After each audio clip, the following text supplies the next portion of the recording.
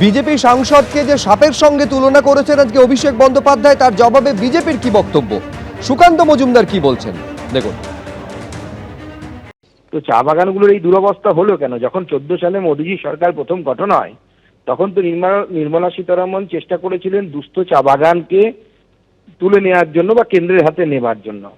তখন এই চা মালিকদেরকে কারা কোর্টে পাঠিয়েছিল, এবং এই চা মালিকদেরকে ধীরে ধীরে এই চা বাগানের জমি মমতা বন্দ্যোপাধ্যায় রিয়েল স্টেট করার জন্য হস্তান্তর করে দিচ্ছে, এবং চা বাগানগুলো দিনের পর দিন রিয়েল স্টেটের কারখানায় পরিণত হচ্ছে, রিয়েল স্টেটের তৈরির কারখানায় পরিণত হচ্ছে, এবং চা শ্রমিক যারা তারা আস্তে আস্তে দারোয়ান না হয় কারো বাড়িতে বাবুর বাড়িতে কাজের লোকে রূপান্তরিত হচ্ছে।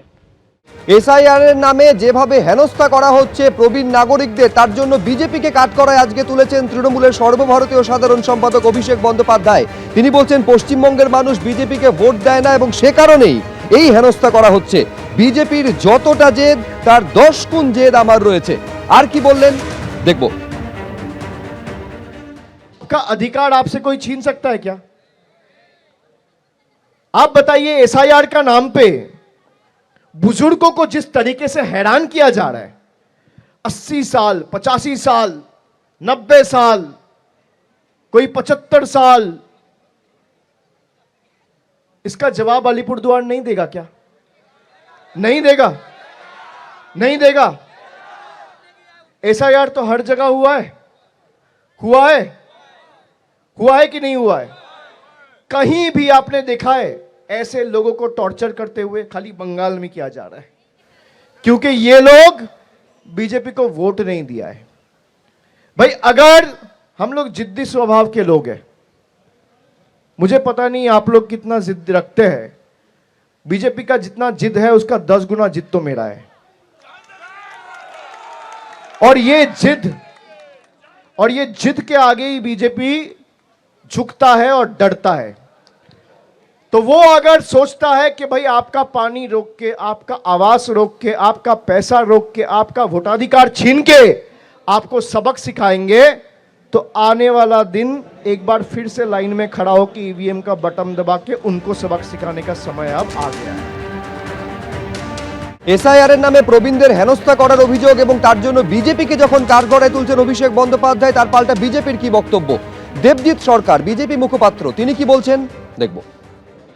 রাজনৈতিক দল হিসেবে আমরা ভারতীয় জনতা পার্টি পশ্চিমবঙ্গ কথা বলবো যে একটি স্বচ্ছ ভোটার লিস্ট এবং নির্দিষ্ট সময় নির্বাচন এবং নির্বাচনী আইনের, জনপ্রতিনিধিত্ব আইনের সার্বিকভাবে ব্যবহার, এই তিনটি আমরা চাই।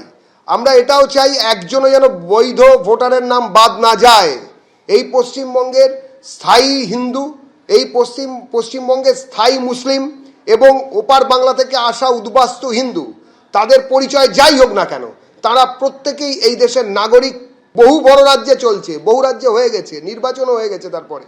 তা সত্ত্বেও বিভিন্ন সময় এই রাজ্যে এসআইআর নিয়ে যে জিনিস চলছে, তাতে নির্বাচন কমিশন প্রতি মুহূর্তে নিজেদেরকে বদলাচ্ছেন, কেননা এরম চ্যালেঞ্জ সারা পৃথিবীতে, সারা ভারতে কোনো রাজ্যে নির্বাচন কমিশন পাননি। সারা পৃথিবী এই অবস্থা থেকে শিখছে তাদের গণতান্ত্রিক পদ্ধতি কিভাবে প্রয়োগ করতে হবে। তৃণমূল তাদের শেখাচ্ছে যে কিভাবে একটি গণতান্ত্রিক পদ্ধতিকে দুমড়িয়ে মুচড়িয়ে নিজেদের ইচ্ছে মতন ব্যবহার করার চেষ্টা করা যায়। আশা করি ভারতের সংবিধান এবং কেন্দ্রীয় নির্বাচন কমিশন তাদের এই দুরাশা এবং দুশ্চেষ্টাকে প্রতিহত। এসআইআর এর হিয়ারিং চলছে, শুনানি পর্ব চলছে, তার মধ্যে বিজয়গড় বিদ্যাপীঠের একটা ছবি আপনাদের সামনে দেখাবো, যেখানে যারা প্রবীণেরা এসেছেন তাদের চোখে জল। প্রয়োজনীয় নথি দিতে না পারায় তাদের অনেকের চোখে জল, এবং এর জন্য বিজেপিকে কাঠগড়ায় তুলেছে তৃণমূল কংগ্রেস।